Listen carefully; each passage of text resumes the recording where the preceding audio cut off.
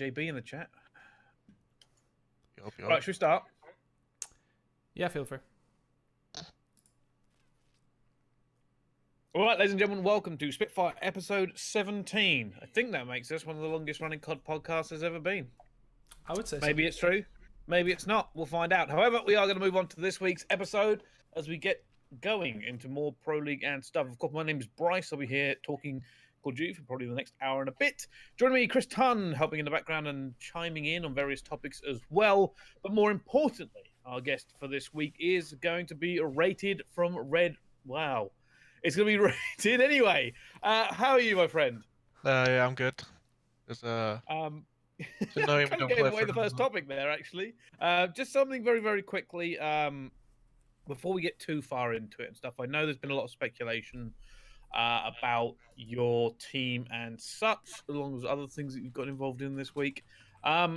Is it fine to say that you are actually entertaining new orgs at the moment, I suppose is the best way to put it? Well, yeah, we kind of, like I said before we started, we can't speak about much because there's bigger things than just what org we're playing under, but we're trying to find a new org. That's all I can say. So that saves everyone asking 65,000 times what's happening. Yeah. Just and I suppose it'll come out once we're on. Well, yeah, that's what I mean. We're trying to find a new org.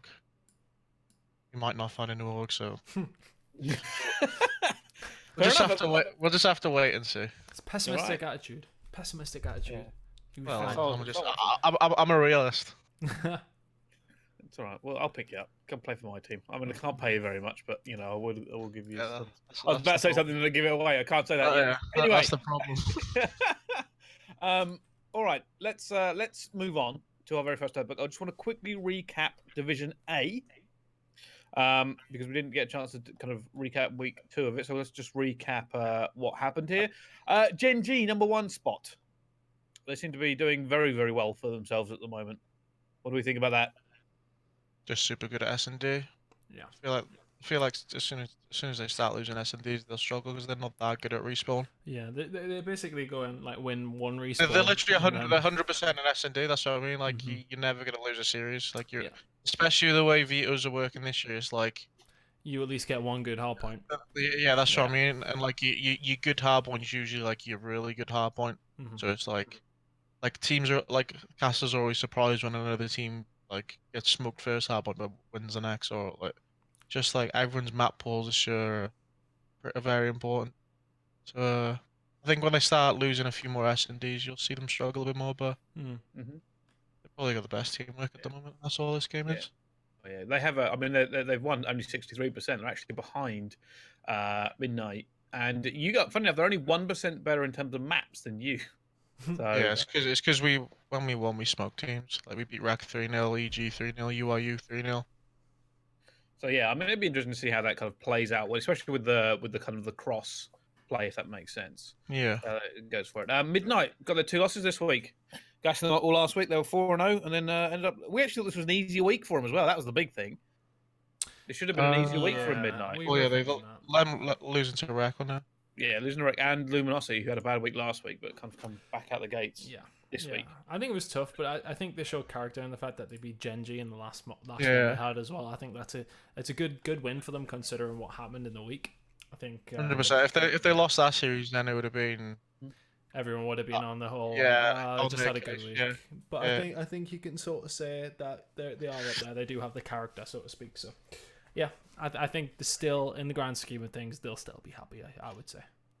Update Gaming, next team up, and they didn't have as good a week as they probably would have liked, but still probably suffering from the issues against with Dashy being replaced by Zoomer and stuff. But I mean, Luminosity seem to have a much better week, so kind of swings and roundabouts, I would say. Yeah, it's just shit. Like they'll take 4 and 3, I think, with a stub. If they were 3 and 4, they'd be a lot more. They still wouldn't be worried. I think get like 4 and 3, they'll take it. 4 and 3, 5 or 2, you're always going to be happy with a sub. Yeah. I'm very curious to see how the patch affects all this for the next sort of division jump, because it's going to be these teams scrambling a little bit. Well, it'll be weird next week because Division B have to play on the new patch. Like you lot have just got time to practice. Yeah, that's what I mean. For the second week of games, Division B have to play on the new patch, so it's just. I didn't really get that decision. Well, you have to play to get onto the game. You have to update the game. Yeah, but they're playing on Also- this week's patch this week. Well, they're playing on the now previous patch this week. But I don't understand. I have no idea. Because they're allowing them to play on the old patch, so they must have a way to do that. So why didn't they just do that for the full 2 weeks, so that all teams? Because after that's crossplay, right? That's the issue. After this is crossplay, so they probably want like. No, it's not. No, it's not. Fort Worth. So yeah. Oh yeah. Fort Worth. It's Fort Worth, and then it's. Or is it? Is it crossplay then, or is it our second set of games? Is it also? I'm trying to have a look for the schedule. I want to say it's crossplay. I know it's Fort Worth before anything else. Fort Worth's still a month away. So yeah, it might be that's what I mean. actually.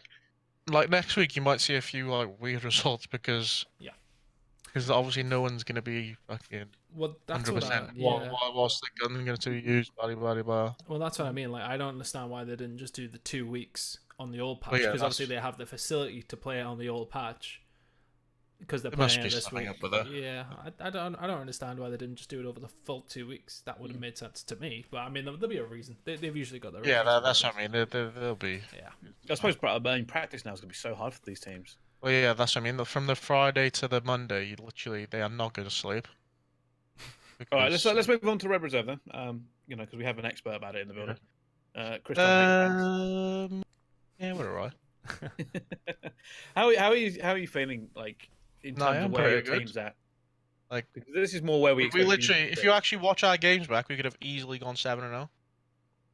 Like the games we lost, Midnight we should have 3-0'd them. Yeah. Genji we should have won 2-1 up in the series, and then who knows what happens from there. And then Optic we should have gone last map. It's like us all shoulda, coulda, woulda. So I'm happy with how we played since the Midnight series. Yeah, I mean, like other than that, your results, like you said earlier, are pretty clear cut. Like 3-3-0s and a 3. Yeah, like the Rec series is just always gonna happen, just because we still lose to a U team, so it doesn't matter. Like you put on a U team and us, and then it's just like a, I don't know what it is. Just like an ego thing. Delusional yeah, it's just like I just know I'm better than these people. Like. And then UIU. Let's talk about UIU. Yeah, it's just. Yeah, they finally beat them. Yeah. They got rid of that killed them. If we're finally like playing the game properly, like our team on paper is one of the most skillful rosters in the game. Like, it was always going to happen at one point. Yeah. It was just because they got rid of Spoof. It was just like our teamwork. For the last 4 or 5 games, it's a lot better. We're still lost series, but like that wasn't because they were playing better than us. They got their maps, choked a few situations. I wasn't really as salty or what was with the losses than I was over the previous 2 events. I think it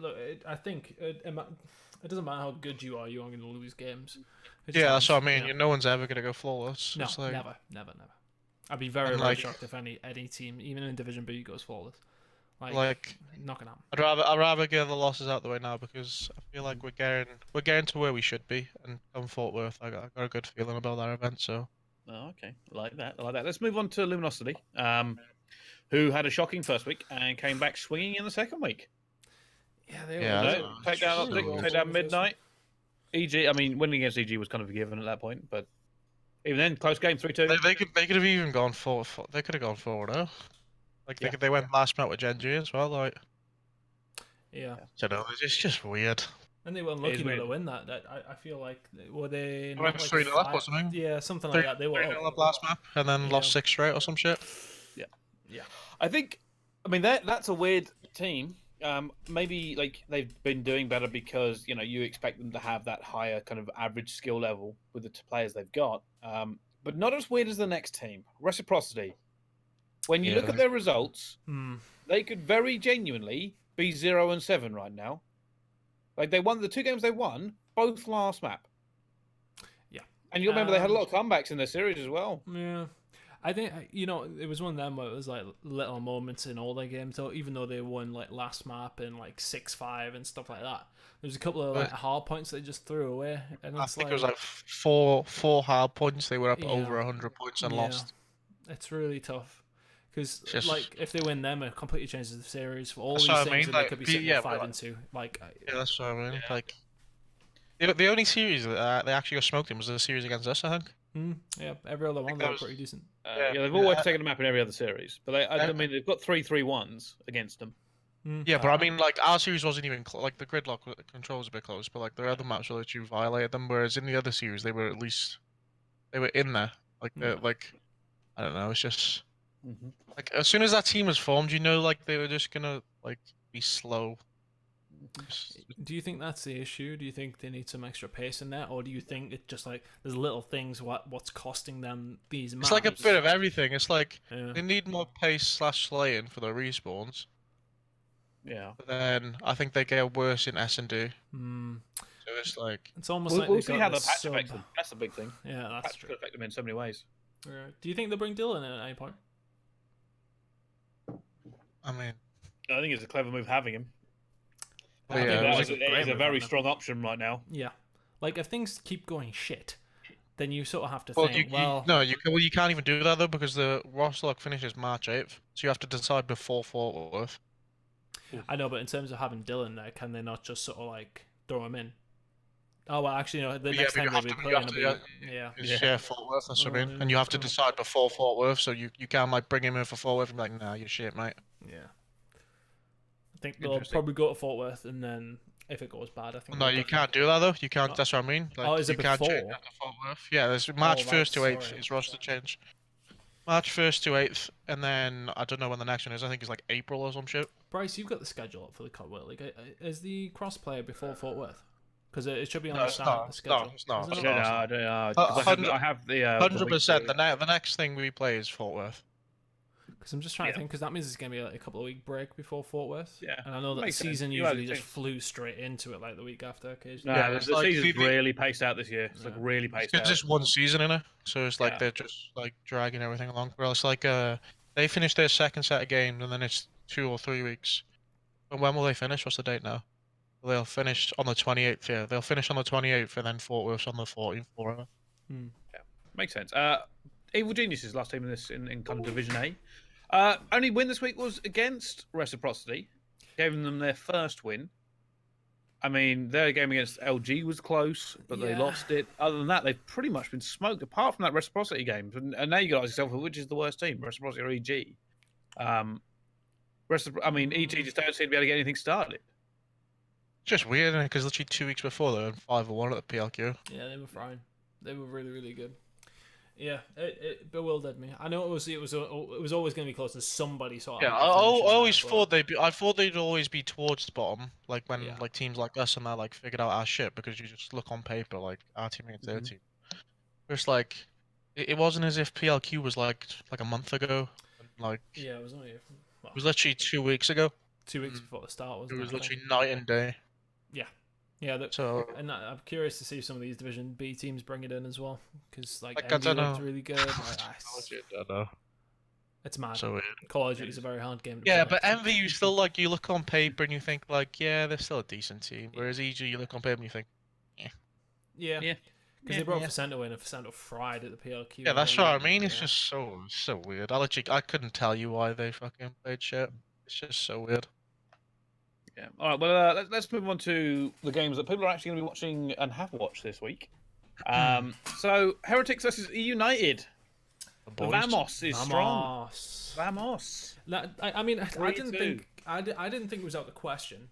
No, yeah, that's what I mean. It's not a fucking shocker. Like, I think a lot of people overreacted to it. It was like, well, they're a good team. Like I've always said about Heretics is that they are a surprise in that they will take maps off good teams, regardless of the level of the team. They're always one of those teams that's just tricky and will just take a map where you don't expect them to, because of the way they play. They play like they love the intensity matches. Like if you're in a match where it's absolute chaos and it's going 100 miles an hour, that's the matches they love. And foreigners to play against. Like foreigners of all mainland European teams has always been the same. Just all gun skill, no brains, and just they literally just run around the map and just fucking gun you, and then they've always been the same. Like I feel like they do know what they're doing though. I don't know. They probably know more than other mainland European teams. That's what I mean. That's what you got to look at. As they obviously know more than your some bloody. Trying to think like your vitalities of previous years. They're better than them. but like still like on a play the game properly level, they're still not there. But their gun skills that good. Yeah. It's like they just want to ramp the tempo of any game up. That's what they yeah, like. that's what I mean. You could be playing a bloody Arsenal bloody hardpoint, which is just rotation heavy, and they're just 5-man hitting mid. It's just like it's hard to play against as well. Yeah, that's what I mean. That like play against. Yeah, because that's what I mean. You're used to playing like, right, the team's gonna break from this way. They'll send one guy pinching, blah blah blah blah. And you play these absolute lunatics who are just like 5-man men, 5-man men just crawling out of the hole, like pouring through, spraying souls. You're like, what the fuck is going on? It's just different. And I would say that they're very fun to watch, though. And I think that's why it's always fun to watch. Just absolute nut jobs, just fucking taking gunfights across the map with SMGs. Like it's just they've always been the same. Like their gun skills always been unreal. Yeah, it's just that's what's going to pay dividends. Do you know who reminded me of that? That team reminds me in that context. We're speaking of like the gun skills always good, and maybe not. Do you remember the old was it Elevate team? You know, the COD XP, where they were like heavily undervalued. Everyone called them like the fifth in Europe. It was the same tournament like you went. Dave and Steen. You came second in. Right, you know when you come second at XP, and they came fourth. Oh what? Not Elevate. Fabi. Was it Fabi? Were they Fabi at the time? Dave. So. It was like Dave's. Oh yeah. It was. Yeah, it must be Fabi then. And everyone was like, "Oh, they're not going to do well." And I said, as soon as they come against American teams who don't understand, who don't play them like the European teams do, like you're going to run into a buzzsaw. Yeah, because it's just a different way of playing. They're just lunatics with unreal gun skill. Yeah. Exactly like Heretics, like I said, Heretics play the game a lot better than usual mainland European team. Yeah. Which is obviously they don't hero challenge. It's why they're getting more consistent results. Whereas before it would literally be 50-50. Is your gun skill going to carry you through the game? Yeah. But they fully deserved that win yesterday. Absolutely. I think. Yeah. I would say United. Why am I thinking that they could have won the control? Yeah. Like it was in that Annihilator. If you put me on that 18, you just know the map's done. Yeah, Arsenal needs to watch some of your VODs, doesn't he? If all he has to get is like 2, just so they can't push. Like get 1 or 2, just so they have to stagger the push. Then, like that shit happens. Sometimes it's gonna happen. So. I've always thought Heretics are really good with their specialists, though. I mean, I know obviously it's not. Like... It's just because their shots. Yeah, I mean, just fucking. A lot of people don't fly out, bing bing. A lot of people say it's easy to be good with specialists because I mean, they're powerful. No, but you still have to hit the shot. You have to hit the shot, don't you? And they don't seem to miss. So I mean, fair play to them. They seem to just. I always thought it's more difficult than people give it credit for. No, 100% is. Yeah, 100% is. Here's the thing that bothers me, right? Is they're all going, So I'm like, well, first of all, these are professional players, and on both. You have to remember, there's professional players on both sides. So whoever has the specialist isn't going to miss, or is going to know the angles, or whatever. So there's your job not to miss or to hit it right. But on the other side, you've got job not to give them a chance. Yeah, they're gonna be playing around it. They don't miss. You don't have the same amount of time you would have in a pub because players don't miss and they snap. If you miss, you die. If you miss, you die. Yeah. That's the point. Like that's what people don't understand. Yeah. If you miss an annihilator shot, you're probably dead. Yeah, and that's the crazy thing. Like, when I got that clip against UIU on that gridlock control, when I went for 6 for 6 a second time, everyone I saw someone tweet saying that I had hacks that I knew where they were. And it was like, it seems like he knows where they're coming from. Yeah. I was like, well, yeah, of course he knows where they are in the general direction. Like, it's not. So I mean, like, people obviously you're using a one-shot gun, so it seems easy, but like you said, like you still have to hit the shot, and you're playing against people who know. You're not playing against your Tom, Dick, and Harry in a public bloody nuke town. Positioning is hard as well, like because if you get team shot, you're done. Like that's it. So I mean, you can't really play slow there because if you wait, like I think it's only like 30 seconds or something. I think that or something similar. So like teams, that's what you did after I got the first 4. It's kind of like tried to wait, and you have to move and like take the gunfight yourself. Otherwise, they'll just sit there in the corner and wait. Yeah. It's not as if you can just sit back and they're all gonna run at you. Yeah, I think that's why like. I don't know. I just really hate it whenever anyone says, "Oh, it's easy." Like it's not easy. It's definitely not easy. It's easier, but it's not. It's not easy. It's designed to get killed. It's literally designed to get killed, but it has its drawback. If somebody comes in and slides and gets past your arc quickly, there's not a lot you can do other than maybe try and snap and hit them. But you've also got the pressure of playing around it. Like if you're carrying that sort of one, you have to know the right time. It's not like Crash; you can just pop it when everyone's stacked. Yeah. Like you can't mess that up unless you accidentally hit it by accident. So it's more difficult than that. But anyway, let's move on because the next game was Nile E6. Yeah. And Should have gone last map. Well, no, I shouldn't have even gone fourth map. I hate saying shoulda. Like shoulda's just such a bad word to use in COD. But when they got to fourth map, they had a chance, and then it's just seaside, isn't it? Whalers misses 3 shots with Annihilate to get full streaks. Would have won them a map, and then the fifth map, and they probably have their S&D. Like I said, as soon as a team gets their S&D, the odds are in their favor. So, I mean E6 look good though. Yeah, I think Denali are going to be like that team. Like they might get a couple wins. But... Yeah, I think they'll get a couple of like just catch people slipping. But I would say they're the weakest team in that group. And that's no disrespect. I think it's a very competitive group again. Both the groups have their good teams, and I think anyone can sort of win or be beaten on their day, and vice versa. But like I think, they could get a win against somebody. But I do absolutely think they're the weakest team in that group, though, 100%. They'll struggle. Yeah, it's just difficult. Like the problem is in these groups, everybody's good. Like there aren't really easy games, even when teams there's no way they're going to be still not easy.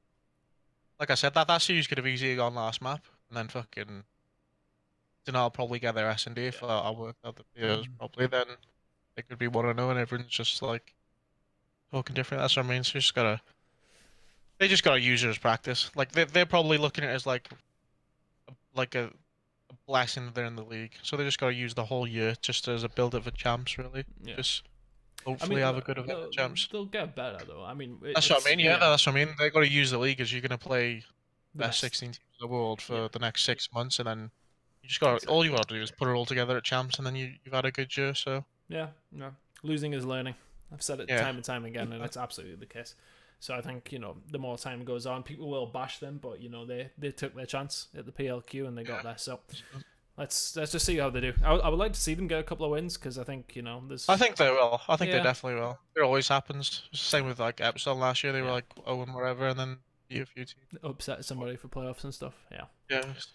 They'll cost someone playoffs. That's what always happens with that kind of team. I can definitely see that happening as well. But as we kind of move on, it's Heretics versus Denial today is the first game that's going on.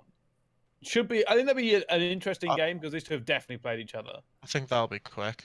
Yeah, I think the Heretics will smoke them. I think it's like a whole like us versus EU teams. I think like Heretics versus lesser EU teams probably have that sort of just. Yeah, I think it'd be pretty quick. Fair enough. I tell you what, let's just. I don't really have much to add to that game. I can't really disagree with that. Yeah, it's like it's just. I think it's pretty straightforward for Heretics, especially after beating United. There's no way they lose to them. Like you just look at the way they are on stage, man. Like I tweeted yesterday, I would literally be going dizzy if I was shouting around that much. I'd literally be going like I'd go lightheaded on main stage, 100%. I'd say one thing I'm really glad is that they've dropped that jacket. By the way, Jesus Christ, it was horrible. What even jacket is that? I saw someone tweet. I've never seen it. It's like I can't remember if it was like some sort of lucky jacket and somebody was wearing it, but then they can't wear it on stage because you have to wear your jerseys. Of the rules, Like I was surprised you lot were wearing your jerseys, but then I was like, well, actually, it's either jerseys or the same hoodie, so they have to buy the same jacket. Yeah. Exactly. So they ditched it, which I was quite happy to like say. The energy Heretics bring to every series, it's like you can't really say, they go like not as hard in this series because they're literally just they love it. It's just hyper, so loft. It's also a big thing for them in terms of momentum. Like as soon as they get that little bit of internet, and you could just hear them ramp up, it's absolutely insane. I'm very curious to see when CWO London comes around. If the Spanish turn up, like in terms of like the fans come over. I'll be in the final of that event, 100%. I've already decided. If I'm making a final this year, that's the fucking one. CWO London. There'll be some serious chanting going on. Yeah, that'll be unreal, man. There'll be pints in the crowd. I can't wait. Yeah, that'll be literally like if I could choose an event. Well, obviously I'd choose champs, but like yeah, well, besides champs, if I could choose to be in one final this year, that would be the event. That'll be mint. It's gonna be really good. I think. Especially like with our team, like it's just. I think my ideal scenario. My ideal scenario is like you against Optic in the final. Yeah. Oh my god, man. I'd get my dick out. I'll be rocking. Oh, it'd be insane. There'll be flares in the crowd. I'll be carried around. Oh my god. Our event's gonna be right. Our event's gonna be insane. See, Birmingham was just insane in terms of like the fans. Honestly, unreal. Like you get it occasionally. I know people always gas up every single event, right? But there are events that are just different tiers, and you don't really mention it too much publicly. But Birmingham's crowd was T1. It's up there with like early days of SWC. That's what I mean. Like, the crowd will probably be just as good, and then you have G-Finny actually running the event, so it's just, our events. That'll be a special event. It's gonna be a peak of the week. Yeah, it's gonna be a good one. All right, let's move on to NVEXG. Yeah, that'll be a quick series as well. Yeah, I think the first two series will be real quick. We'll probably be into fourth series by about 5 o'clock. Well, third series is E6, sorry. Yeah, but that's just a weird series, that is, because E6, like, they went 5-1 PLQ. Yeah. They took care of Denali yesterday. It should have been 3-0. So, like, and E United are off a loss. That's the only reason why I think E United will win. Is if they would have won yesterday, I could have seen where they could have like slipped up, but because they lost yesterday, I feel like in their head it's a must-win game kind of thing. Yeah. So it's like, I don't think that'll be as straightforward as the first two. Yeah, I think they'll beat them as well. Like the day's the easiest day to predict, but then so you're probably going 0-4 in predictions. Who was fourth game? Splice and 100 Thieves. That'll be a good game, actually. It'd be a good game, but if you were to predict you're picking Splice, and you're like 100%. Well, I used to do this earlier. I said this is the most obvious days of picks. Yeah, that's what I mean. So you're probably going 0-4. Yeah. Just that's how card works. Yeah. Like, weird. A lot of the results this year, I feel like it's been a very inconsistent year so far. It's just the way than any year I remember. Like this game is like, I've said it since the start. This game like punishes your mistakes so much. Literally, all this game is teamwork and who uses their specialist better. It doesn't matter how good, like how much better. Leeway on individual plays because you've got an extra man. Yeah, it's like always going to be more people to trade. And it's just like all there is teamwork and use your specialist. That's literally all this game. At least in respawn, S&D's a bit weird on this game, but. Respawn at least is literally just teamwork and use your specialist probably. As we've well seen, with the amount of comebacks, it is proving a very much specialist game in terms of like 100%. If you can nail them and the other team has not been as efficient as possible, very good chance you're going to come back. I just don't 100%. Remember this many comebacks. It's because as soon as they fuck their specialist and you're still in the game, regardless if you're 80 points down, if you use your specialist and get streaks. Regardless of the scoreline, you immediately have the advantage. Yeah. Because it's not very hard to get streaks, is it really? Like, that's what I mean. You just especially with the way, that's what I mean. Especially with the way assists work. Yeah. You hit someone with 2 shots, the rest of your team fly at him. It's your kill. Like. Yeah. Yeah. I knew that was an issue at the beginning of the game. I'm surprised they haven't potentially reworked that. I said it since the start. It's so dumb. I shoot someone with 1 shot and tell the rest of my team to fly at him. Yeah. Like I don't even have to challenge him. Exactly. That's a thing, isn't it? Like you just literally team shot and you can get everyone streaked out pretty quickly. That's why we see it so much. I mean, I can't. Literally nearly every single map we watch. So I mean, we've literally had 2 events. Not even 2 events. We've had 1.5 events. Yeah. So, I think if I was to make a change, you definitely have to tone those. Like give them. Yeah. At least World War II was KIA, literally perfect. Yeah. World War II was literally perfect. I think if you give him the kill for his stats because he helped, but don't give him as many points.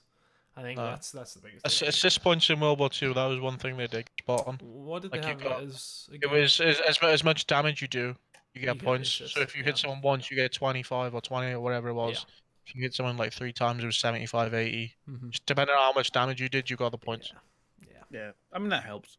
I've just seen a tweet actually come in saying the Spitfire is lovely. So I don't know what they've done It's like to it. Did they buff it? I mean, they changed almost every gun, didn't yeah, they? they changed literally every gun there, Muff. I It's like I don't know. Was it Black Ops 2, the Vespa? Someone linked the patch notes in the chat. I don't know if it was. I think it was Black Ops 2. When you had that Vespa, like it was like Scorpion or whatever the gun was called. Scorpion, yeah, close range. That's literally what it is. It's just another one of them. Oh, really?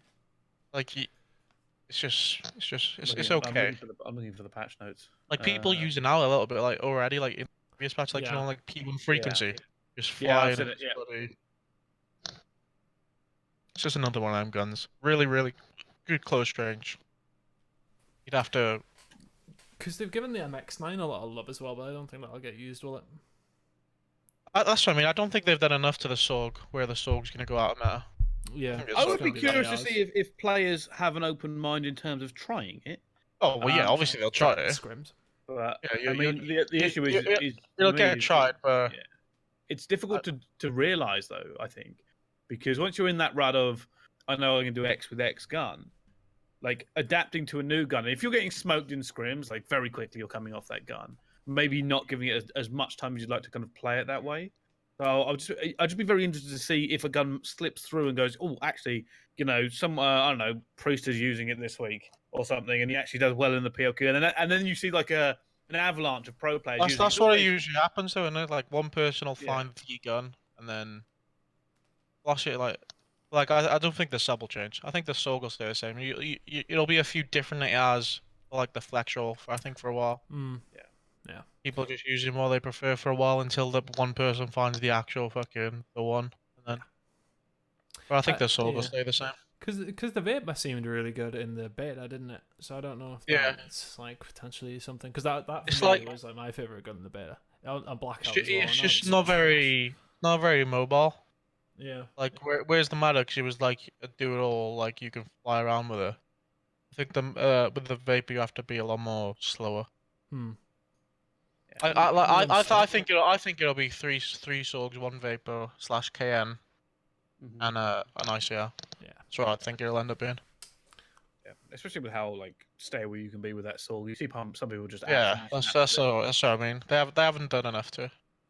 Like the most of the maps are like. Let's move on to next week's kind of schedule. Let's have a little look. I've actually lost where we are on this week. So that is the last game. We're on Tuesday, so we'll be on 100 Thieves versus Denial. It's the first game tomorrow. Wednesday. 100 Thieves should beat them. Yeah, should do. I just don't know. Like, I don't know about 100 Thieves because I don't know. I mean, they're supposed to be better. Have you scrimmed against them? Well, they look a lot better in scrims. Yeah.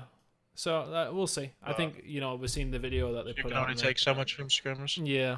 I mean, the beginning of the game they were good online, so. Yeah, that's what I mean. Yeah, that's why I'm just not buying the whole. They've looked better in scrim so far because I think it's just like until they turn up against a good team. They've done all this so Kenny could get a Maddox and then the second fucking the fucking Maddox has been run into the ground. So. I was going to bring that up.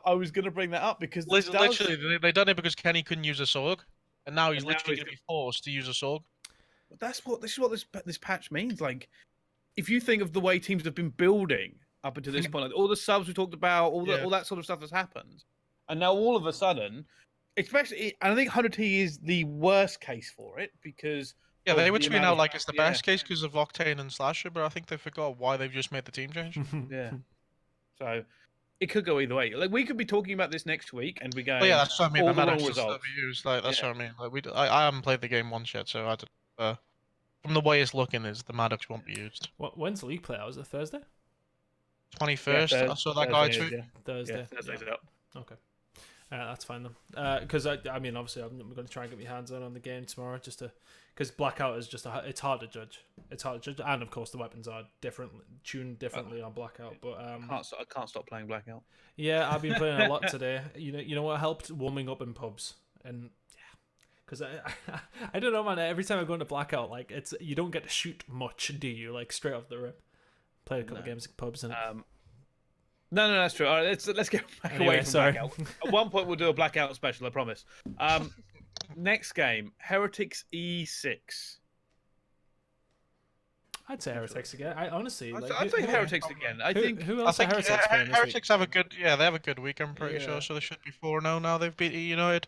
Pretty sure their other game is Accelerate. Yeah, Accelerate. Yeah, it's one of them things you like see it from Heretics. You sort of say it like at midnight last week. Like, yes, okay, they were playing against Optic with a sub, but that still would have been a nice win for confidence. And then they go into the rest of their games and they're feeling good about it. And like I said, with Heretics, they're not going to take any game lightly. No. So like, whereas some teams will go into like our team, it definitely does it. Go into like games and think, right, we'll just smoke these quick. We'll be off the stage in 30 minutes. Yeah. Exactly. But like Heretics, they're literally going to be screaming every fucking map. So.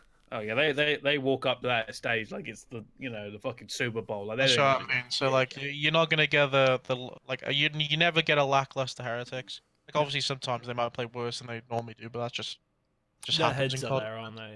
Yeah, it's also very interesting for them in terms of being over in America because we haven't really ever had a sort of a mainland Europe have that much of a presence in the world stage where they're now at the league.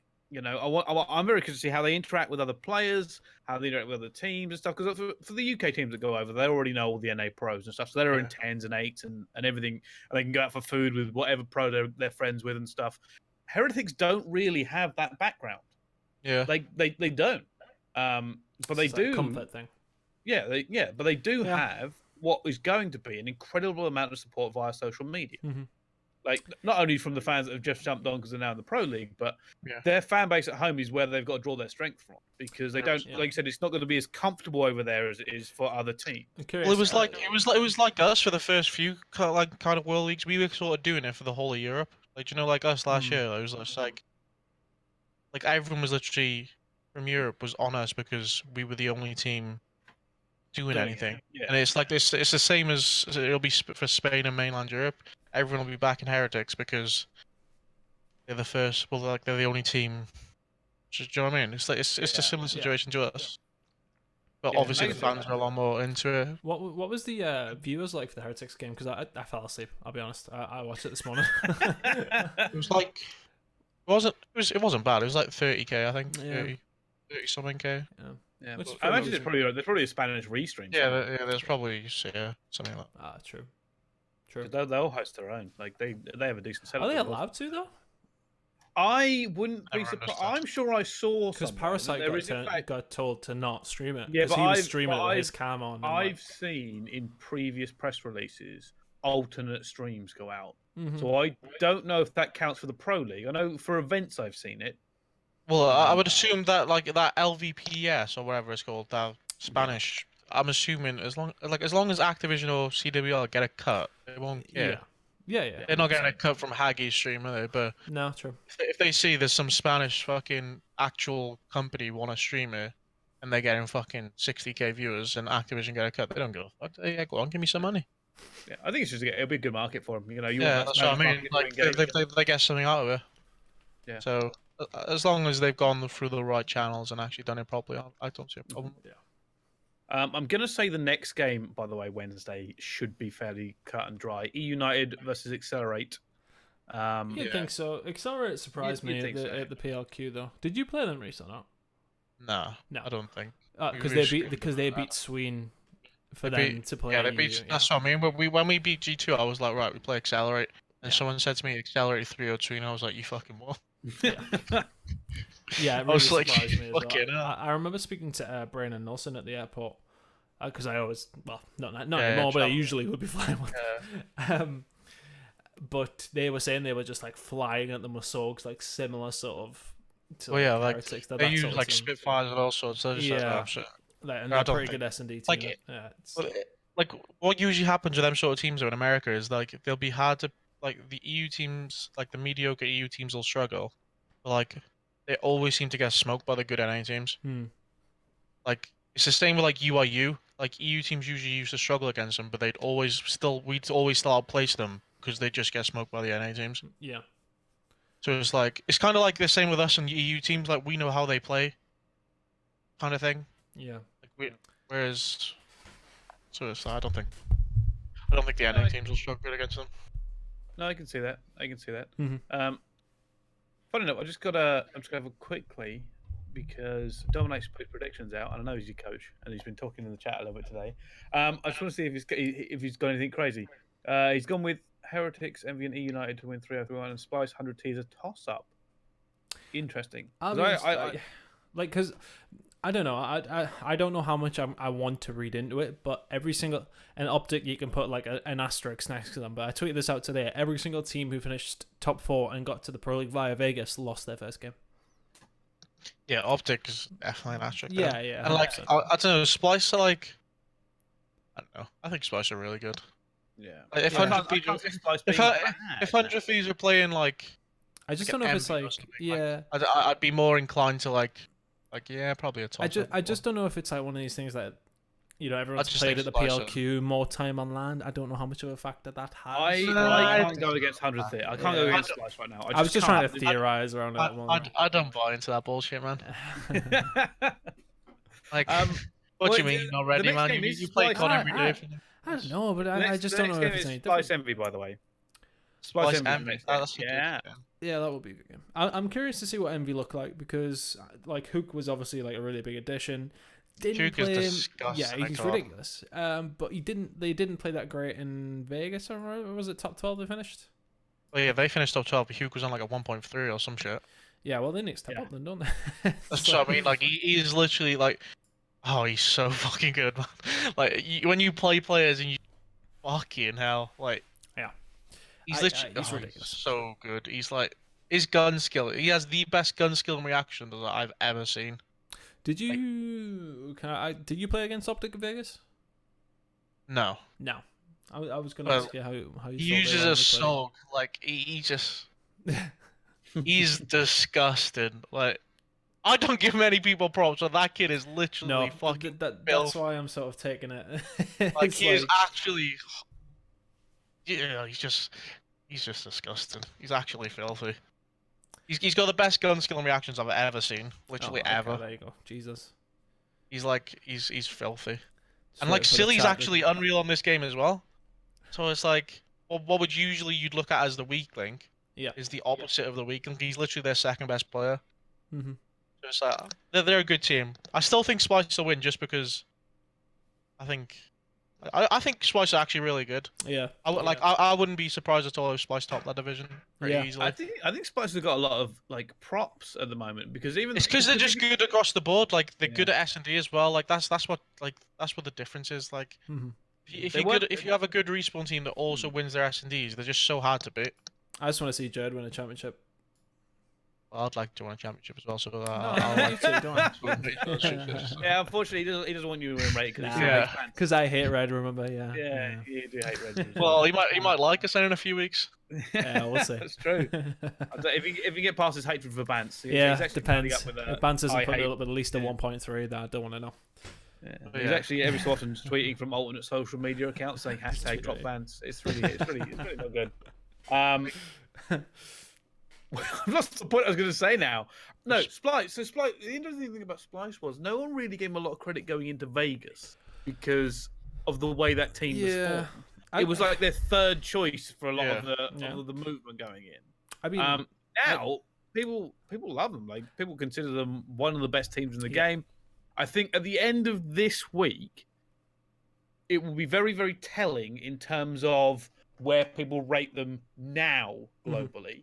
If they have a storming week, people will put them like top 2, top 3 very easily if they smash this.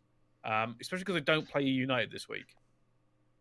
I feel like people just forgot a lot. Like, people like rated Donny off World War II when literally all the previous games he was literally filthy. Yeah. And like obviously on this game he's back to being absolutely disgusting. Yeah, I feel like this game really suits Jed as well. Yeah. Well, Jed's just always gonna be disgusting. He's always gonna be that guy. Like, and Looney always learns the games quick as well. He's just a good teammate to have. Accuracy, you always know what you're getting out of him. And then Yuli always gets kills. Yeah. It's just a good team. It's just a well-rounded team. Yeah, I think good at all game modes. I think a lot of people like. I mean, I remember we were talking to Mark before the game came out, and obviously he was like offering us little bits of intel here and there, and obviously people they tried to pick up, and when they eventually picked up, because they had a few people, and then they picked up Aqua and Accuracy. I think No, it was Aqua and Donnie, wasn't it? Because yes, they were both on the Echo Fox or whatever it was. That's it. Sorry, and I remember thinking that's why people will be questioning it. Yeah. Because like you're looking at Donnie from World War II, who was just average, and you're just thinking, yeah, like he's back to being disgusting. Yeah, that's why that team's so good. Because Donnie's just back to being unreal. Yeah, like you know what you're getting out the rest of them. Yuli's always gonna get kills. Aqua's always gonna be a good AR. Just a well-rounded team. Yeah, good team. Again, another team that I just want to see what happens after this patch hits. Like, what happens next week? I think, like I said, Looney's pretty quick at learning shit, like learning games, new. Like, so I think, they might be one of the first teams to. I mean, where would you say their strengths lie mostly? Is it like in terms of like gun wise? I mean, it would be your SMGs.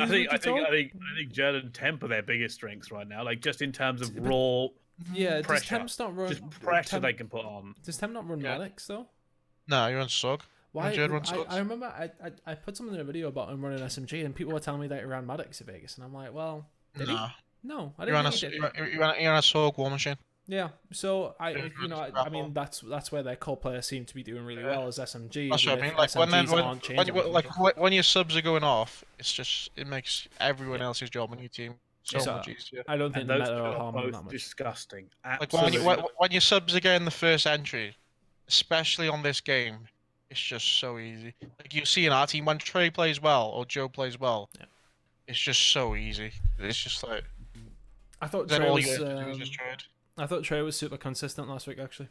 The second week of games he was, He went from I think he was on a .88 and he finished on like a 102. The same as me. I was on a .87 and I finished on a 112 respawn or some shit. Vance didn't have a good week. Well, we won, so I don't give a fuck. Like I said, do you know when we won that UIU series and I saw you added the 0.5? I was actually mind blown.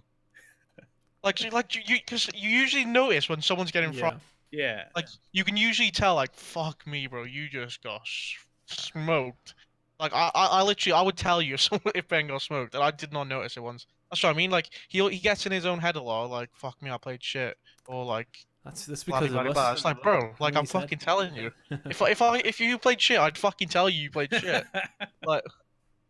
We haven't told him once that he's played shit or costed us. Like it's like you'll win as a team, lose a team, especially on this game. It's got to be a bit of a blow, though, isn't it? Like you're seeing stats come out afterwards. Like, well, no, because that's why we made this team.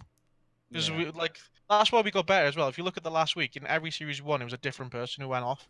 Against LG, I had a 1.4. Against Optic, Trey had a 1.4. Matt gets a 1.4 fucking every other series. So. I thought Matt wasn't as prevalent in the second week. Yeah, but he doesn't have to be because Trey had a 1.4 and then I had a 1.4. That's what I mean. That's why we put this team together. So we haven't got to rely on fucking one person to do everything. If you're having a bad map, then someone else will fucking pick it up for you. I suppose that's what everyone was like. I think everyone's starting to learn that, you look at this LG team and a lot of people go after Slacked, and you're like, but fuck, Formal and Gunless are on that team. It's like, how many kills is he gonna get? You know what I mean? I know obviously. You remember how trade heavy this game is. Like with 5 players each side ramming into a hard point or whatever, or control. Like trading is T1. There are times when you slide in, you spray, and you're probably gonna die because you're gonna go under guns. But you have to make that move to make the play, and your teammate's gonna back you up. And if you happen to be that player over and over again who's in that, and even if you're losing like 40% of your gunfights, losing like 60% of your gunfights rather than the 50-50 you'd hope for, or even better, and you're in that position for a game, like you're hitting it first a lot of the times, you're gonna have a bad time. You're gonna have a bad KD. That's one thing that the team's doing. That's one thing that hurt our team for so long. Is like even last year for a while, Trey, Ben, Matt, even me, like we're all used to being like the fucking superstars of our team. So like we'd always think that we had to do it. Like we'd have to be that guy and like always try and do too much. Whereas we have to learn as a team. Like look at our fucking team. Like you don't have to be that guy at every fucking map. Yeah, that's true. There's other people who do it for you. Like that's why we built this team. So we don't always have to rely on people to slay. And I think I'll sort of defend the viewer and like commentators and stuff. And I think it's very easy to look at KDs when you don't get to see that player for the whole game. Like, it's very easy to look at it and think, oh, we haven't seen what Zuma doing. Holy shit, he's 12 and 29. But then you don't know if, like, and I'll try and be an advocate of it because of how shit I was at Slaying when I played, and like I've had those fucking horrible. Especially legs. because of EKA, like you can't see EKA. You can't. Like in my tweet, I said Ben literally has to have the most assists in the league.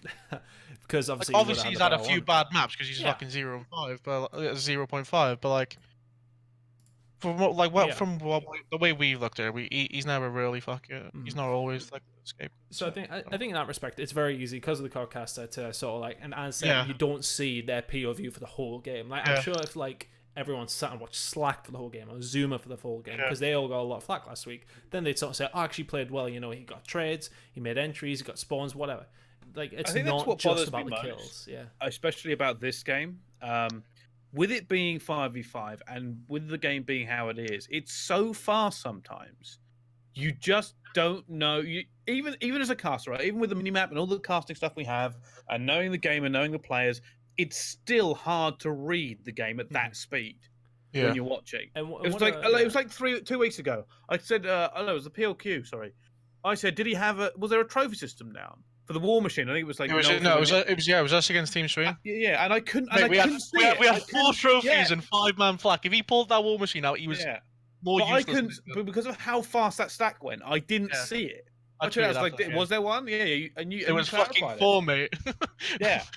And I imagine like that was probably true. I said, but because of how fast the game, I didn't see any from the point of view we were watching. And I think like I'll go ahead and like defend casters as well. Like when you are like trying to speak about stuff. Yeah, they're the same. They're just as fucking into the game as the players are. Yeah, exactly. They're trying to focus on 10 million things. And the thing is as well, it's easier like especially as a caster when I sit back and like I'll listen to like Phil and Miles and I'm like, why hasn't Phil picked up on this? And why hasn't Miles said this? Or why hasn't Joe said that? And it's like because you are you're not like into like the whole fucking.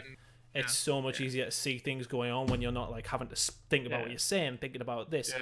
And it's so much more difficult, and I'm glad you backed me up on that actually, because there's so many times where you'll miss something and everyone's like, why hasn't he said anything about this? And it's like, Jesus, like people forget, like the casters get into the game as much as the players, because they're trying to bring like the same like actual emotion to like the broadcast to make it exciting. And you tunnel vision as well. You if you're looking for something and you're thinking about what you're talking about. Yeah, there's no way the casters are like, oh, I wonder if this guy's thrown a fucking trophy system whilst it's 2-4-4, 2-4-4, fucking 5-man hit in the hill. Like it was that moment where I think it was somebody got that like no scope annihilator kill across gridlock. Who was it? Like fellow. When he was stunned. And Miles and Phil didn't even see it. Didn't even know. It was like because you just don't. You're thinking about what's going on next, and like he was stunned. The hit marker sort of came up. You didn't even see the person, so it was hard to sort of register that happened.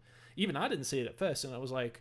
The chat starts kicking off like, why haven't I said I was mind blown. Yeah, I was. Because the thing is, it's not like a single bullet. It's like a shotgun, isn't it? The annihilator. Yeah. So I was like, I had no idea how he's managed to do that. Like, it was just mental. That is just pure luck. Oh yeah. That is when you know you're winning the map. I'm sure they lost as well. You know. No, they 30-point club them. They 30-point club them. Oh, was that okay? No. That's when you know everything on that map is going. Bang! I think it's interesting, especially like the way the codcaster is this year. Yeah, like, especially with more players in the codcaster being a bit of a smaller mini map. Because I cast personally using the mini map for the majority, and my peripheral vision is what's going on the screen. Yeah, because I'm usually looking for rotations, and Tunnel backed me up on this. How close I was standing to the screen at champs. Yeah. In terms of like, I would be standing to the left of the screen and just looking at that, and then looking across it to keep that stuff ready for it. I would and like that's why you usually have like a caster paired on you. Like you usually do different things. Like you have one caster who's more like fucking and even Maven and Merc, for example. Maven's the guy who's gonna be fucking screaming and get the fucking chat going. Yeah. Merc will be more like, chill out, Maven. There's a rotation going on, buddy. Yeah, and especially with the speed of this game, like the interactions are up again, like they're high again. It's kind of like AW was high because of not only the speed but because of specialists. The extra person. And the extra person, and that makes it difficult. And I did think because we did at Vegas, we did a couple of 3-man casts, with me as like the tertiary caster, and occasionally when I would chip in, it would literally just be something they maybe missed, or I would just point stuff out for them. That was good because like you had the main 2 people doing it. There was a case where I would sort of sit back in when we were just like on hour 14 of broadcast, and it was like, just fucking let's see what happens. and like you would sort of sit back and watch, and it makes things so much easier to see because you're not talking and thinking about what you have to say at the same time. So like, I could keep an eye on the KDs and who I thought was on streaks and stuff and point that out. Or like then I could be sitting there and like I'll point something at you guys. I wouldn't actually mind them trying it again because I know TriCast don't always go very well. I don't think it would be bad for this game. And in that format, it'd be interesting because there would essentially, when you play tertiary caster, ego is out the window because you're being quiet a good portion of the time. Oh, yeah. You're literally only bringing up either some big play that's about to happen, something you've seen. Go on. No, go on. I was pretty much fine. I was going to say, I think if that'd be good, especially if the third caster was in control of who you're spectating.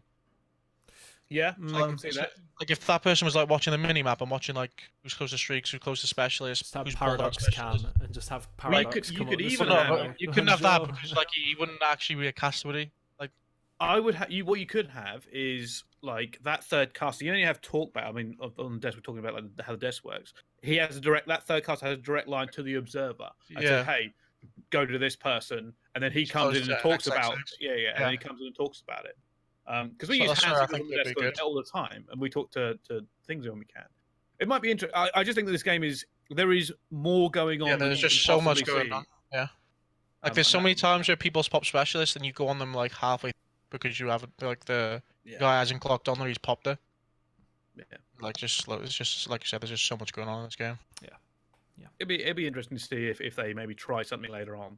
And go through, and I'll be curious to see it because when you've got up these many players and the way the system works, I wouldn't mind seeing some kind of, especially with the Pro League is the best place to do it, some kind of alternate ways to kind of throw the game down. Now they've got it like slick. Production is super slick, and they know exactly what they're doing week in, week out. Now's the time to experiment. Now's where you go, all right, well, let's have a little go and try this or that. I mean, it's even somebody on the desk, you know what I mean? Like, and he's watching and sort of say, right, okay, this is what they did great during the game, like to bring it in. Then... Well, we've had that before. Do you ever remember? Yes. Did we not use T? No, it wasn't T. Do you remember when we did it with Gunch? That was it. Yeah, that Gunch was or Shane did it. Gfinity, all the way back in like. I will tell you on that event.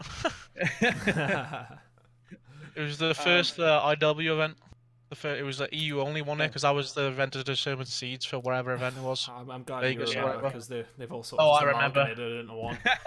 that was the last event I won. I fucking remember that. Because it was me and Joe got dropped off Splice and we 3-0'd him in the final. Were you in Orbit? Yeah. Yeah. Me, Dave, Trey, and Joe. Oh. Squad. All right, let's drag this back into somewhat simple because we've actually only got 4 more games to cover for week 3. Heretics, EXG. Heretics, I think they'll go 4-0. Yeah, I think they will. But this is the sort of game that you would maybe is sort of like a banana skin. But as you said, like Heretics are one of these teams. No, that's what I mean. Heretics are one of them teams. Like they're gonna go into that game just like they went into the United game. 100%. Yeah, I can see it happening as well. The next game out of that is Envy Denial, and while we're on it, for me Denial, it just keeps sticking because I just feel like I said this when they qualified. I said, unbelievable they qualified to begin with. I said, but fair play to them. Fair play. If you qualify, you've done a lot of work to qualify. That's job done. That's literally their job done. Like they fucking did what they needed to. Like I said, they just need to use this league in the next 6 months to learn exactly how to play the game and then put everything together for champs. Because we've seen it, you know, like Whalers is always like being alright, and like some of the who's it? Is it Zeke Risk? That's what I mean. Like they're another mainland European team where they have the gun skill. Yeah. They just have no brains how to play the game. So I don't think they're anywhere as good as Heretics. No. Well, no, obviously not. But like, they can shoot, it's the same with always. I mean? You've always said that with the French. The same like Gallagher and that. You know they're fucking they're on 10 cents fucking frying you. Yeah, I think it shocked me as much because I've been a big advocate of I thought the French teams were getting worse as the years went on. Yeah, you could just see their team just dropping off like a stone. 100%. Like before the PRQ, like teams are like asking me like, "Oh, what do you think overtime are going to do?" And I'm like, "Who the fuck? Who's even on overtime?" Like, I mean, it was like Marky who told me about them. Said that they were actually all right. That was before Vegas. Oh yeah, and I was like, well, all right is like they should finish top 32. Like, yeah, like that's what I mean. Like, yeah. I don't think you'll hear me predict them to win a single league game. No. They will win a league game though. Yeah. Like I know full well they're going to win a league game, but every prediction will be they'll lose. They just need to use the next 6 months to learn how to play the game, and then just try to put something together at champs. Like I said, in their minds they'll be like, our job's fucking done. Like we're in the league. It's I think one thing that I just wanted to point about like French and Spanish teams, that things are going wrong. They don't have that big of a pool to pick people up. Like, Heretics are never going to drop anybody because Heretics will be fine, and I think they'll possibly even finish top 4 in that group. But like teams like Overtime, if they do struggle, it's not like there's a massive pool of French players to pick up, is there? It's Denial now. Remember that. Well, sorry, Denial. You'll be in trouble, mate. I've heard their owners 6'4". Yeah, he's fucking 6'4". Tatted. Fucking idiot. Oh my anyway, it's like absolute fucking plant pot. Yeah, just not how to not represent an organization on Twitter. You fucking pussy. Yeah. Imagine having a team with as bad as rep as Denial has, and then that's literally the first video you see of their new owner. The first video of their new owner is saying, "I'm 6'4", fully tatted. To speak to me at an event." Yeah, right, mate. Oh, I couldn't believe it. Like, I don't know how you take what is essentially idiot. The worst thing about that is that everybody, like, there was 2 camps. Well, the second one wasn't very big, but the first one was like Denial shady as shit. All this stuff's happened with them, and a lot of people going, no, new owners, like, give him a chance. And a few people were going, oh, but he's a dodgy guy anyway. That was the first video we saw of him. Literally the first one after everyone saying dodgy. Fucking idiot. I've actually saw another video of him, which is even worse. Yeah, there was another one, wasn't there? Yeah, wasn't he like a little bit racist or something, or somebody or something like that? Why am I thinking that? I don't know. He was using it. I think he was dropping an F-bomb in terms of like a homophobic slur. It was something like that, wasn't it? Yeah. Oh yeah, that was it. That's why that video came out, wasn't it? Because then he made another one saying, "I might be gay. He's gay," or something like that. Yeah, something about his family. Just stop fucking talking, bro. Like, I was like, you're trying to rebuild what is essentially a brand that's gone badly. Yeah. I was like, if you're talking about paying people, I was like, that's cool. I was like, I respect paying players, and I always will be an advocate for anybody who pays players what they're owed, right? Oh, fucking hell, yes, please. But we can stay on this topic if you want. get yourself a PR, because like for me it blows my mind. You're in an org and you know the reputation is damaged, but it still has a presence. Denial is a known name. It's just tarnished. So you don't somehow make that fucking worse. Like, what you try and separate yourself from the old org. Say, oh yeah, we're shiny, gleaming. It's all good. That's what they should have done. They should have been coming out and just like tweeting feel good shit, and then he comes out with the self video saying he's going to square up the people at LAN. It was the fact that he said, "I'm 6'4", I'm tatted." I'm fully tatted. What does fully tatted? Does that mean? Make a difference. Well done, mate. You can sit there for UFC fighters that don't have tats on them, and I'm sure they'd probably kick the shit out of you. Like, it doesn't make a difference. I don't know. I want that as a t-shirt, honestly. I'm so saying it next time I cast. That's what I did, yeah. Like, you're the 6'4", you think, fucking hell, yeah. And he goes, I'm fully tatted. It's like... okay. Okay, if you think I'm not coming up with a scenario next time I cast to say it, you are kidding yourself. Like, it's coming out, and I'm going to nail the timing, and you watch. It'll be brilliant.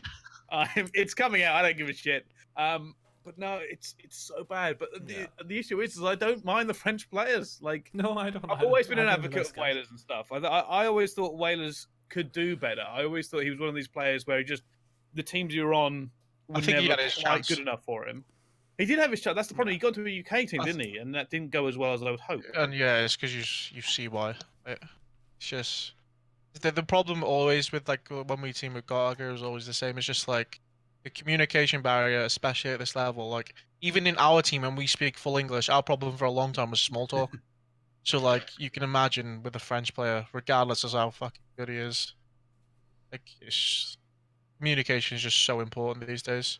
Because it's the minor things that win and lose you maps. Yeah. And when someone speaks their first language isn't English, it's just a recipe for disaster, to be honest. Yeah, 100%. 100%. Like, and I think you actually summed Denial up in the best way, Rated. I don't think at any point the analyst desk or the casters are going to pick Denial to win unless they do it as kind of like a tongue-in-cheek, oh, I believe in them. Yeah, like a fucking... Yeah. That's the only way you're going to see it. They're going to win a game, and one of the casters predict and be like, I fucking told you. But yeah, everyone knows it's a 50-50 shot. Yeah, that's what I mean. Everyone knows they're probably they're nearly 100% going to win a game. Yeah. Where it's just like you'll never predict them to win a game because on paper, yeah, like they haven't shown in every situation. Like that's what I mean. Like They just need to use it as a learning curve. Learn how to play the game. Yeah, for anyone else in the chat, we are ending before Pro League. We're cutting it 100%. like pretty much it. I know the intro happens, but we'll try and like get it done. The rest, we only got 2 more games to talk about. Splice E6 is going on Thursday. That's game 3. Splice. Yeah, that seems fairly. I'm a big fan of Splice. So. Yeah. Me too. I'm very curious to see their benchmark as they come back into this week. I just want to see, like, the 100T game's massive for me, because the other problem with the 100T game, by the way, is 100T is supposed to have got better, but people are suspecting that Splice may have got worse because we haven't seen them in so long. I just like, even though all the teams have done that, like I still don't buy into that shit. Like even though like every first team bloody blah has lost, like it's just bullshit. They played the game every single day since Vegas. It's just chance that the teams happen to have lost. Like, so I get it. But fortunately, we've got benchmarks coming in, because Splice play Envy, and then we've got E United versus 100 Thieves. So at the end of this week, we'll know what's happened and who's back good again. But no, I agree. I think that's a walk for Splice. Yeah, it should be. You can tweet if you want, and I'll retweet it quick as well for questions if you want. Oh yes, okay. I'll get that out. All right, what's the next game, and I'll tweet this out. The next game is E United. Well, the last game of the week is E United versus 100 Thieves. See, that's where we'll know. Like by that time, like it's hard to predict now because by that time we'll know exactly where 100 Thieves are at, because they would have played. They played Envy today or tomorrow or next week. They play someone decent before that. Splice, well, yeah, that's Denial. what I mean. Yeah, they got Splice and Denial. Well, they'll beat Denial regardless of the situation. Like, depending on how if they play Splice close, like lose a 3-2 or even beat them, then your prediction for the United game probably changes. If they go and play Splice on Wednesday, sorry, get 3-0 fucking smoked, you look at that game differently. But like United 100, that's a weird game. Yeah, I think United will win. But like I said, if they don't, win, they have a very tilting week. Yeah, that's what I mean. That prediction can change by Thursday. Yeah. Oh no, I agree with that. All right. Well, that's all our games. Let's start getting some questions in. This one's a very interesting one for me. When are Jerd and Rated going to team? How do you kind of rank Jerd? I'll trust me. Like it's just been hard. Like I will team with Jerd one day. I will fucking make him happen. Like Jerd is definitely probably the top of my list, to be honest. Like first, like I want to team with Jerd. Like a lot. Reddit wanted you to drop Joe for Jerd so badly. Yeah, well they've oh my god, do they? That's been the problem for literally 5 years, right? I've teamed with Joe for 5 years now. This is our 5th game together, and like Jerd and Joe are literally the exact same player. Imagine the flanks.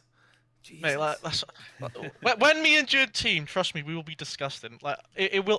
Well, I don't know if it will happen. Like it should have happened last year. If me and Jerd team last year, we're probably teaming for the rest of our careers. Like if because like at the start of World War II, they should have fucking got me instead of Tommy. And they fucking know that now, don't they? Oh, was that enough? They do. Well, yeah. Well, at the start of the year, it was I joined Splice. I literally joined Splice. They told me yes. It was going to be me, Ben, Jerd, and Dylan. And then I would have liked to have seen that team actually. They literally told me yes, and they would have their issues because they would have had a main AR. But like, well, yeah, they told me yes, and then Ben, being an indecisive little bitch, said, oh, I don't know, blah blah blah, and then they picked Tom. So like that's what like me and Jerd were gonna team. And then as soon as back to that, now you're living with. Oh, I do every day. Don't you worry. He's done it twice to me. He's actually lucky I've saved his career, to be honest. because after Black Ops 3 champs, we got second, and like obviously Ben was our little fucking superstar then. Yeah. So like me and Joe were like, right, Ben, who do you want to team with? Like we don't care, like, because it was Jerd or Madcat. We were picking up as the 4th for IW. Yeah. And we were like, who do you want to play with? We'll let you choose. We don't mind either way. Like we'll make it work regardless. And he was like, right, I want to play with Madcat. So we pick up Madcat. So it was me, Joe, Vance, and Madcat going into an IW. What a disgusting team, by the way. And then I fly home to Cardiff because I was living in Scotland at the time. And as I land, I found out by Twitter that me and Joe have been dropped for Jerd, Madcat, Josh. Jesus. Oh, I remember, yeah. Yeah, so like... Oh, yeah. Now you're bringing back memories. And that was because Ben was just an indecisive bitch. So if me I would have picked Jerd over Mad Cat at that time. If we didn't let Ben just choose, because obviously he was like, right, Ben, what do you want? Like after Black Ops 3 Challenge, like, Ben, we'll just make you happy. What do you want? But if I pick, you couldn't give him what he wanted. Yeah, literally, if we pick Jerd, Mm. me and Joe never get dropped, because it would have been me, Jerd, Ben, and Thingy, because we only got dropped because obviously Mad Cat, Jerd, and Josh, like, just, so that only happened because of that. So Ben done me dirty twice. World War II and IW, the start of both games. See, this is why you didn't pop up to me on Twitter when I was giving him shit after. Well, no, I give him, trust me, you know what I'm like, and I give him all the time. So yeah, kind of a double question. I want a team with Jerd. Jerd's at the top of my list, and it will happen one day. I think Jerd's at the top of a few people's list. Yeah, that's true. If I went teaming with Joe, it definitely would have already happened. They just felt like very similar players, and Jerd's know that as well. Like, I've spoken to Jerd about teaming, obviously, several times. It's just like they're both the exact same player, and so I would always have to choose one. And obviously, fucking Joe's my little son. Obviously, someone asked why Joe. Someone asked why you're so handsome. Swizz is asking why you're so handsome, Reese. Yeah, Swizz, you're I see Shannon because the arrow, so I'll free gas in the chat. No, I have a good face. I have a handsome face. Love it. I'm also Love it. fat as fuck, though, so someone's asking who would run second ICR. Ben or Matt? Who would run second ICR, Ben or Matt? It depends what the other gun is. Yeah. Depends how aggressive it is. Do you want to go off the basis of 3 Sorg, 2 ICRs? Like, that seems a good basis. 3 Sorg, 2 ICRs. Who would probably Ben, just because Matt's too good at what he does. No, it's not. It's not that. It's like Matt's like the way Matt plays. Yeah, he's a kill whore, or he's the best kill whore in the world. Like, kill whores are really bad to have on your team, but when they're that good at getting kills, it's just so good to have. Like, do you think people are starting to cotton on this whole bobbing and weaving that he does yet? Because I don't even know how you would we all do it, but Matt just does it. Like, I've never crouch shot until I team with Matt. Like, I didn't do it the whole last year. Then as soon as I spectate Matt, like, he's just, when you watch him do it so much, you just do it. You just bring her into like nah, you can't clock onto that because you just. His movement's very good. Like, it's very instinctual movement as well for him. Like, it's clearly very muscle memory practice. Like, I think if me and Matt run the ICRs, our problem would be with like pacing. Because Matt's like a kill horse, so like he just plays with kills, gets fucking loads of kills. Obviously, I have to play slow because fucking look at the rest of my. That's what pisses me off when people say I play slow. Do you know, if you were to go back and watch Black Ops 3, I was the complete opposite because I didn't have to be. Yeah. Like, you look at my team, I literally I'm forced to play slow. I do not want to play slow. Give me a Maddox and I will be the best player in the fucking game. Like, but yeah, I think if me and Matt run the ICRs, I think we'd be too slow. So I think we'd make Matt run a 3rd sub. Just so he can't be slow. Do you know what I mean? He's forced to fucking, and then Ben would be naturally like quicker. So I think if I don't think it will be 3 subs, 2 ICRs, but if it would be, it'd probably be Ben. Yeah, there'll probably be a flex in there somewhere. Yeah, that's what I mean. It just depends on what the other gun is. Like, if it's a Maddox Rapper, and it just depends. Yeah. Someone asks, do you think Alex and Dylan for Shawnee and Dens is a good roster move? People have been talking about this all week, actually. Reciprocity. They're saying, like... Well, yeah, it's a big conversation on, but I don't think... Like I said it like kind of earlier on when we started the show. It was like, obviously they would get more slaying power in respawn. You lose a shit ton of S&D. Like, they get a lot worse at S&D with M2 over the. And like, their problem, obviously, like, if you pick up M2, you'll win more respawns because you have more slaying. But that's only against the teams you should be beating anyway. Like, look, that team on paper, put them against our team, slaying wise, then they're not better than us slaying wise. Like, even if they're even with us slaying wise, like, against they'll be, if they pick them 2 up, they'll be better against the shit teams, obviously, because they have more skill. Well, that's what I tweeted this out about when people are talking about roster moves. I said people have got to stop fucking just looking at KD. That's what I mean. Like, people just stop it. People have always said drop Joe. Do you think I'm with Joe because he's the best hardpoint player in the game? I'll tell you not, Joe is not the best hardpoint player in the fucking game. If I was picking someone off hardpoint, Joe would not be team with 5 years. People always just look at like, oh, how good are they at hardpoint? Like, fuck me, oh my god, he's just shot 50 in hardpoint. Like, fucking, that is, teams literally never, ever, ever, ever, ever in their lives have picked someone up because of KD, ever, literally ever. Like but the fans think that's how it works. Yeah, it's literally a team change has never ever been made because of KD ever. Literally in the history of Call of Duty ever. Like people are just dumb. Like obviously like they get better in respawn, they get worse in S&D, but I think their problem in respawn obviously is kills a little bit. That's why I think one change will probably help them because they get more slaying. But I think they're just playing respawns wrong. And I've said this to them. Like before we played them, I was bantering Sean about like hard point bloody blah. I was like, you fucking played the game wrong anyway, so you won't get close to us. What happens? They get 100-point clipped. Yeah. Like, so I think like obviously, like I said, making them 2 changes, they'd be better against the shitter teams. Or if they actually want to, it depends how they look at it. Like I don't care if I come second. If I come second, I've still had a shit event. If in my head, if you're not first, you're last. If you're like one of them people who are like, oh, I'll take a few top 4s, like I'll be happy sitting around top 4 the whole year. Yeah. Then it just depends how you look at it. So yeah, I think they need to like change a lot more than just fucking pick up more talent. Yeah. I think it's always nice to have Dylan. Yeah, that's what I mean. I think making one change will be better. Yeah. Than making 2. Wouldn't surprise me to see him make it either. All right, I think that nicely puts a little button on this episode for it. Reese, first of all, thank you very much for coming on again. We do appreciate your input. Oh, come on, whenever. Always welcome, mate. Always welcome. Yeah, as long as you don't fall asleep, man. Fuck. Yeah. I'm usually good. You know, I'm usually good. I didn't expect the dual patterns from you. Yeah, that's what I mean. I'm usually good. Anything you want to shout out, Reese, at the moment? Absolutely nothing I want to shout at the moment, mate, as you can imagine. No shout out to any specific organisations or? Well, any players? I'll just shout out to my minions, my squad. Right. Sweet. Don't worry, European scene. We're getting there. We're nearly there. Like I said, I have a really good feeling about Fort Worth. Obviously, I'd like the patch might change everything. Or it might be diabolical, but. Oh, by the way, just to interrupt, that's classic Momo. He's just hosted us for another 30 viewers when we're literally about to finish. It's peak Phil. He's got it off anyway. I hope you have a good cast, Phil, mate. Yeah.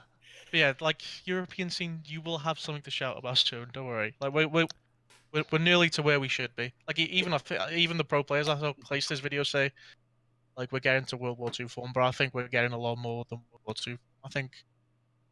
I got a good feeling about Fort Worth. It might be a good weekend for the Red Bull, whatever boys we are. Fucking. All good. Yeah. Love it. Love it. By the time we get to CWO London, get those banners out if you're watching. That's the event, mate. Oh, you don't understand how excited I am for that. But it might be the most excited I've ever been for an event. I'm so looking forward not to having. Oh man, I'm just so looking forward to not having like an 18-hour travel day. Like I just can't wait. Well, I still have that. 3-hour train. Well, I still have that. But like, I don't have that. The 90%. If I pop down, it's 45 minutes. But like, that event, mate. If you pop down, he says. I've actually never been more excited for an event. I like any event ever, just because I know, like I said at the start of the year, like this. If I don't win an event with this team, I fucking probably will never win an event, because like, when we're getting to where we should be, and we know that. Like obviously, like our performance the first 2 events, obviously, like we've spoke about fucking. The fuck are we doing? Like, are we good enough? Blah blah. Team changes. Blah blah. But we were like all the whole time we've just said like we know at one stage it will click, and fucking everyone will be shitting themselves. and we get into that point, so I'm excited for London. I'm excited for it too. Tunn, anything you want to add? No, nothing from me. I said we'll be back on Sunday. Yes, should be back. Yeah, not busy. Yeah, we'll be back on Sunday. To review the week ahead. We'll keep you up to date with who we've got. But other than that, nothing right now. Awesome. All right. Well, thank you very much for watching. This has been Spitfire episode 17. Make sure you check out the Pro League, which is now going on live. We will see you next time on Sunday.